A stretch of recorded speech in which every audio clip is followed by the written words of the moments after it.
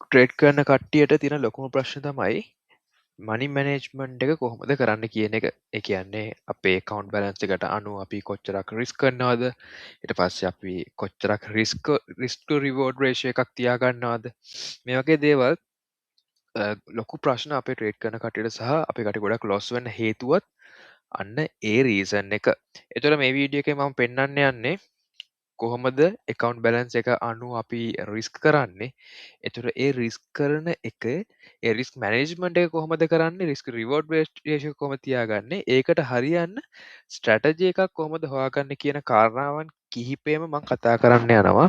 ඉතින් මම හිතනවා මේ වීඩියෝ එක ගොඩක් වැදගත් වෙයි කියලා කට්ටියට. මේ වීඩියෝ එක ඉවරනකම් බලන්න. බලලා ඉවරලා ඔයගලන්ට වැදගත් දෙයක් තිබුණා කියලා හිතනවා නම් ඔයගලගේ අදහසත් කමෙන්ට් එකක් දාගෙන යන්න.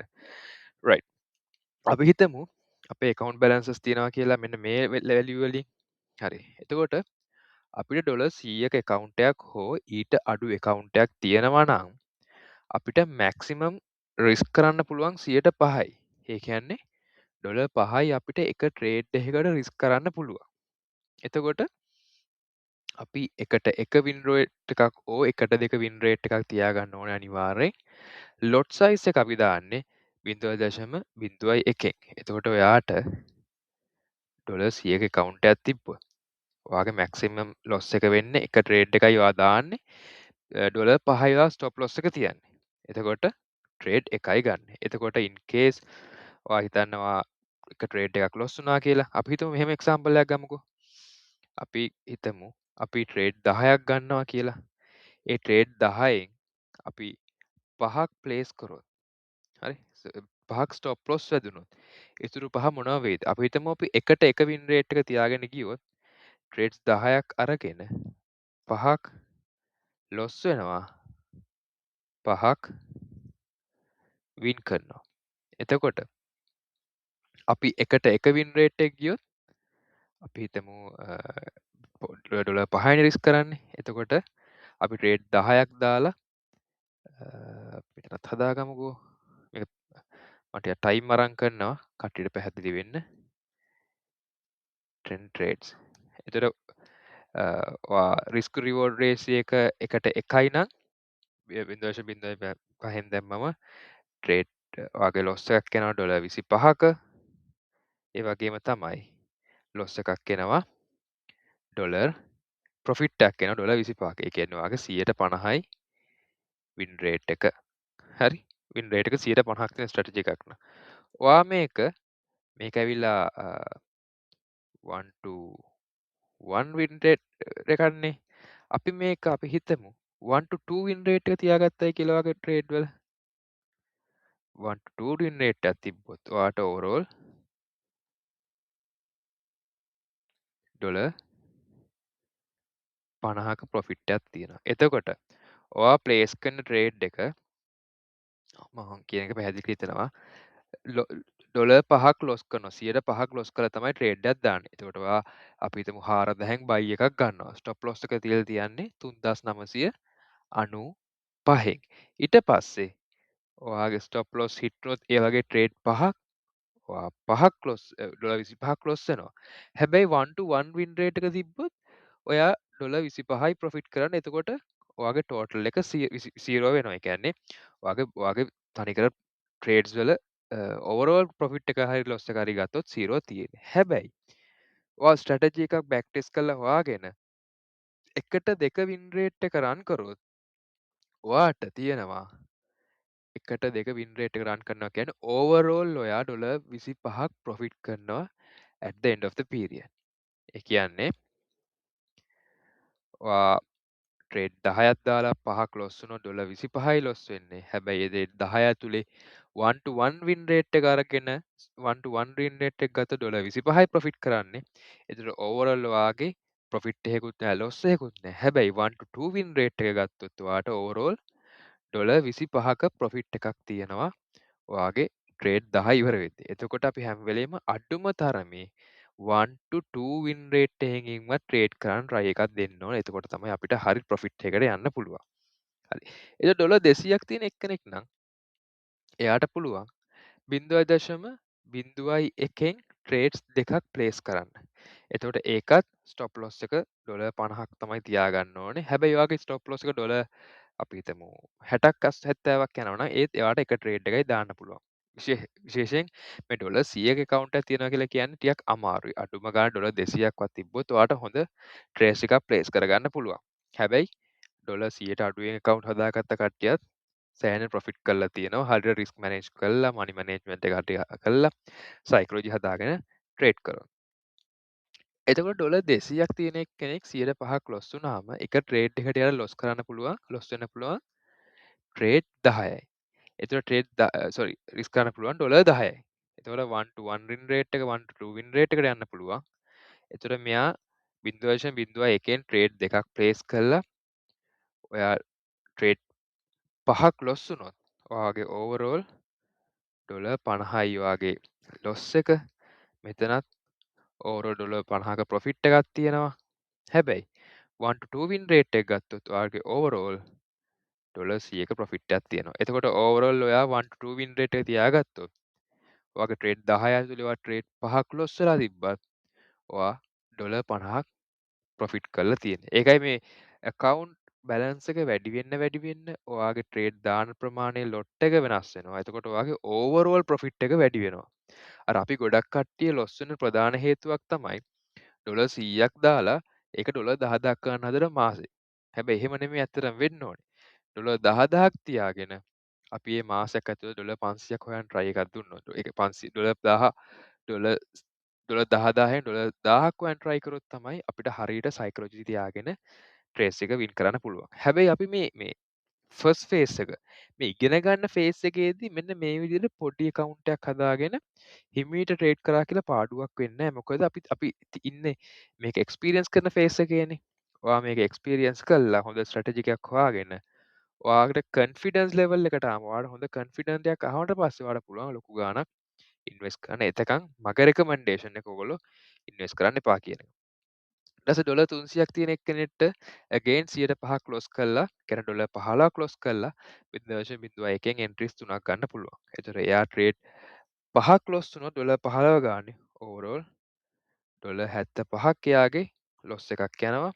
ඒ වගේම ප්‍රොෆිට් එක ඩොලර් 75ක් 1 to 1 win rate එක තිබ්බොත් 1 to 2 win rate එක තිබ්බොත් එයා ඕවරෝල් ඩොලර් 150ක් ප්‍රොෆිට් කරලා ඕවරෝල් ප්‍රොෆිට් එක වාගේ ඩොලර් 75ක් ලිමිට් වෙනවා. එතකොට 1 to 1 කියලා කියන්නේ ඔයා පිප්ස් 50ක් ස්ටොප් ලොස් තිබ්බොත් ඔයාගේ වින් එකත් පිප්ස් 50යි.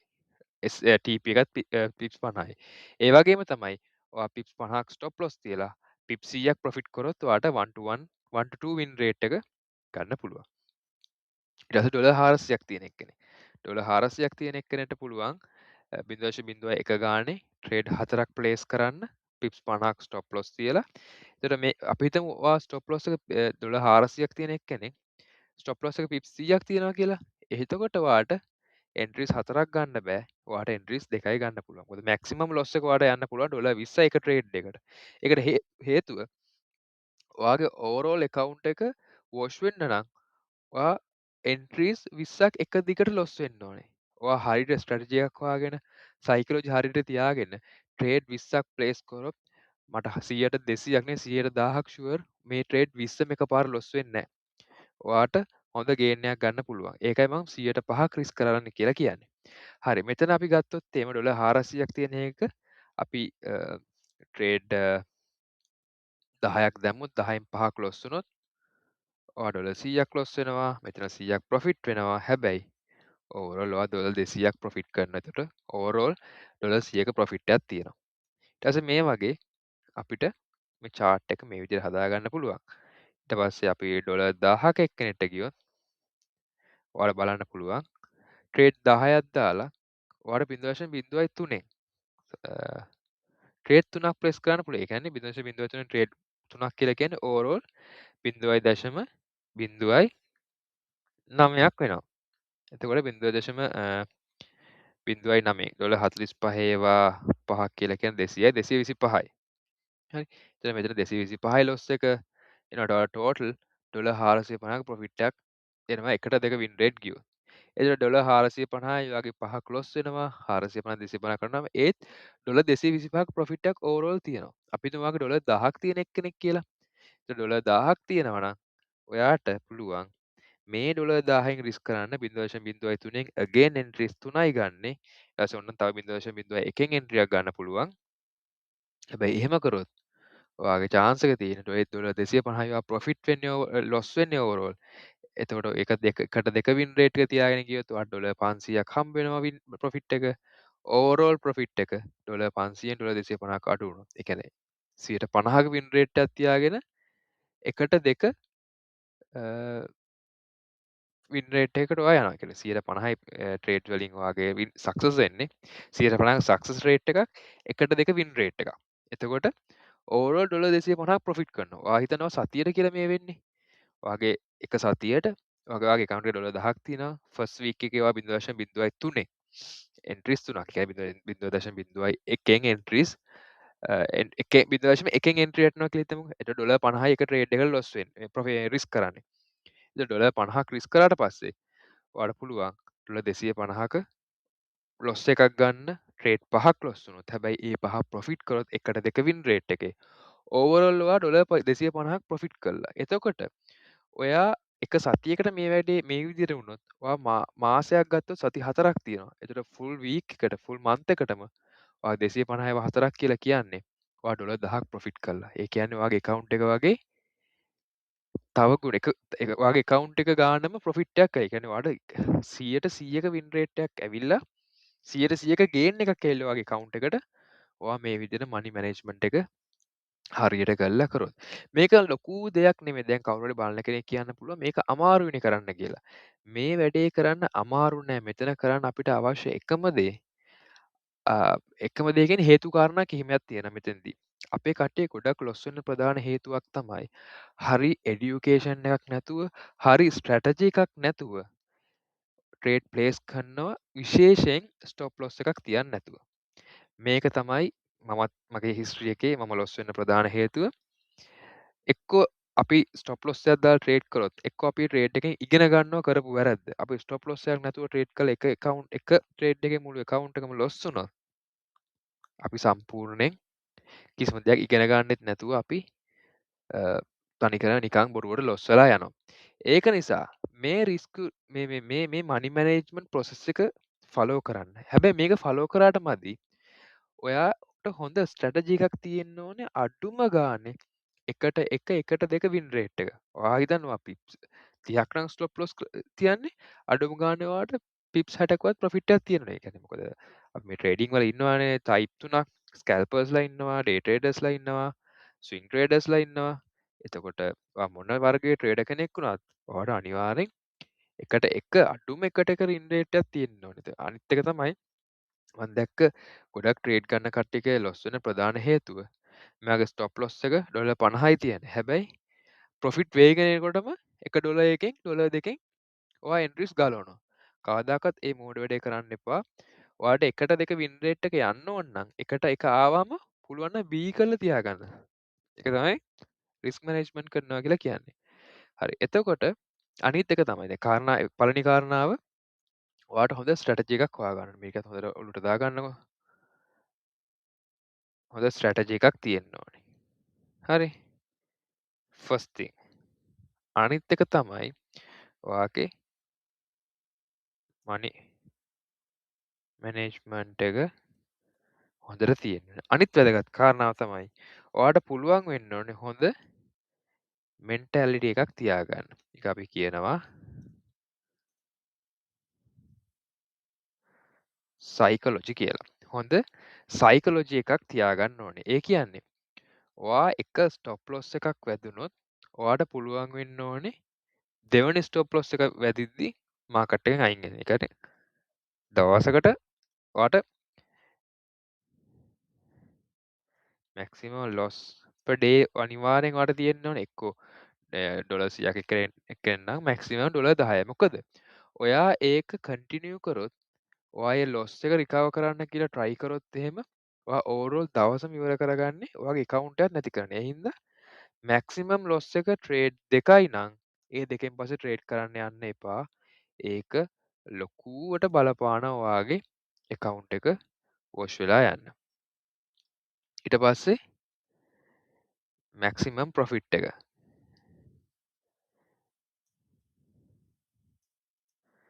මැක්සිමම් ප්‍රොෆිට් එකත් ඔයා බලන්න.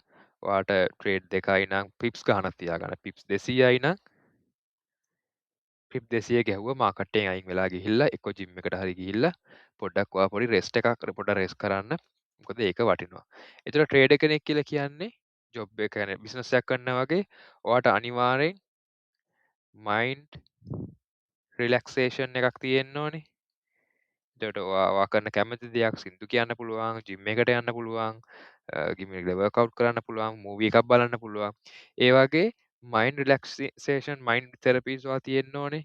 හොඳ මනි මැනේජ්මන්ට් එකක් තියෙන්න ඕනේ. හොඳ ස්ට්‍රැටජි එකක් තියෙන්න ඕනේ. ඊට පස්සේ හොඳ මෙන්ටැලිටි එකක් තියෙනවා. හොඳ සයිකොලොජි තියෙනවා. එතකොට මේ ස්ට්‍රැටජි එක හදාගන්න නම් ඔයා මොකද්ද කරන්න ඕනේ? ස්ට්‍රැටජි එකක් හදාගන්න නම් ඔයා බැක් ටෙස්ට් කරන්න ඕනේ. ඔයා ඉගෙන ගන්න ඕනේ ඒක බැක් ටෙස්ට් කරන්න ඕනේ. මනි මැනේජ්මන්ට් එක හදාගන්න නම් ඔයා මොකද්ද කරන්න ඕනේ? ජර්නල් කරන්න ඕනේ. ඔයාගේ ට්‍රාන්සැක්ෂන් මෙන්න මේ විදිහටම ජර්නල් කරන්න. දවස දාගත්තා. දවසේ වින් එක කොච්චරද ලොස් එක කොච්චරද? ලොස් එකක් තිබ්බොත් ඒ ලොස් එකට හේතු හොයන්න. ඒව තමයි ජර්නල් කරනවා කියලා කියන්නේ. ඊට පස්සේ මෙන්ටැලිටි එක සයිකොලොජි හදාගන්න ඔයා මයින්ඩ් රිලැක්සේෂන් තෙරපීස් කරන්න ඕනේ. ඒ කියන්නේ ඔයාට පුළුවන් whatever ඔයා කැමති දෙයක් ඔයා කරන්න. ඒ කියන්නේ ඇත්තම කිව්වොත් රෙස්ට් එකක් දෙන්න ඕනේ ඔයාගේ මයින්ඩ් එකට. සහ හොඳට මතක තියාගන්න ඔළුවේ ප්‍රශ්න තියෙන වෙලාවට සහ ට්‍රේඩ් ලොස් වෙන වෙලාවට ඔයා ට්‍රේඩ් කරන්න යන්න එපා. ඒක ලොකුවට බලපානවා ඔයාගේ විනිං රේට් එක අඩු කරන්න. එතකොට ආයි මං කියනවා මේ වගේ මනි මැනේජ්මන්ට් එකකින් ඉස්සරහට යන්න නම් මේ ට්‍රේඩින් ජර්නි එකට ආපු ගමන් ට්‍රේඩ් දාන්න බෑ. හොඳට ඉගෙන ගන්න. බැක් ටෙස්ට් කරන්න අනිවාර්යයෙන් බැක් ටෙස්ට් කරලා හොඳ ස්ට්‍රැටජි එකක් හොයාගන්න. එකට දෙක වින් රේට් එක ඔයාට ගේන් කරන්න පුළුවන්. ඊට පස්සේ මනි මැනේජ්මන්ට් එක හදාගන්න. මනි මැනේජ්මන්ට් එක කරන්න නම් ඔයා අනිවාර්යෙන් ඔයාගේ ට්‍රේඩ්ස් ජර්නල් කරන්න ඕනේ. ඔයා ලොස් වුණොත් එහෙම ලොස් වුණ හේතු හොයන්න ඕනේ. ඊට පස්සේ ලොස් වුණ හේතු ඔයා පොතක ලියාගෙන හැම වෙලේම උදේට නැගිට්ටාම කියවන්න. හවස නිදාගන්න යද්දි කියවන්න. ඒතර ඔයා කියවන්න. ඔයා වැරද්ද කරන්න යද්දි ඊළඟ දවසේ ඔයාට ඒක මතක් වෙනවා. එතකොට ඔයාගේ වැරදි කරන ප්‍රමාණය අඩු වෙනවා. ඒතර මේක එකපාර කරන්න බෑ. වැරදි වුණත් හැම වෙලේම කරන්න හිතනවනේ. පොඩ හැමදාම උදේ හවස ඒ කරපු වැඩේ බලන්න ට්‍රේඩ් එක ප්ලේස් කරද්දි. ස්ටොප් ලොස් දාන්න නැතුව ට්‍රේඩ් කරා නම් ඒක නෝට් කරගන්න. ඊට පස්සේ ඒ දේ ආයෙ නොකර ඉන්න විදිහට ඔයගොල්ලෝ වග බලා ගන්න ඕනේ. ඊට පස්සේ රිවෙන්ජ් ට්‍රේඩින් කරොත් අහුවෙන තැනින් ට්‍රේඩ් දාන්න ගියොත් ඒකත් ඔයා ලියා ගන්න. නෑ මම සෙටප් එකකට එනකම්ම ඉන්නවා. ඔයාගේ ෆෝමෝ කන්සෙප්ට් එක පොඩ්ඩක් හදාගන්න. එන්ට්‍රි එකට එන්න කලින් ට්‍රේඩ් එකට එන්ටර් වෙන්න එපා. මෙන්ටැලිටි එක සයිකොලොජි එක හදාගන්න. සයිකොලොජි හදාගන්න ඔයාගේ මයින්ඩ් එකට හොඳ රෙස්ට් එකක් දෙන්න ඕනේ. ලොස් වුණොත් මාකට් එකෙන් අයින් වෙන්න ඕනේ. මැක්සිමම් ප්‍රොෆිට් එකක් තියාගන්න ඕනේ. එතන මේ හැමදේම මැනේජ් කරගෙන ඔයාලට පුළුවන් වෙන්න ඕනේ. ඔයාගේ ට්‍රේස් එක ප්ලේස් කරන්න. ඉතින් මේක ෆලෝ කරන්න මොකක් හරි ප්‍රශ්නයක් තියෙන කට්ටිය මාව කන්ටැක්ට් කරගන්න අපේ ටෙලිග්‍රෑම් channels තියෙනවා. මම group link එක දාන්න. මේ ටික try කරලා බලන්න.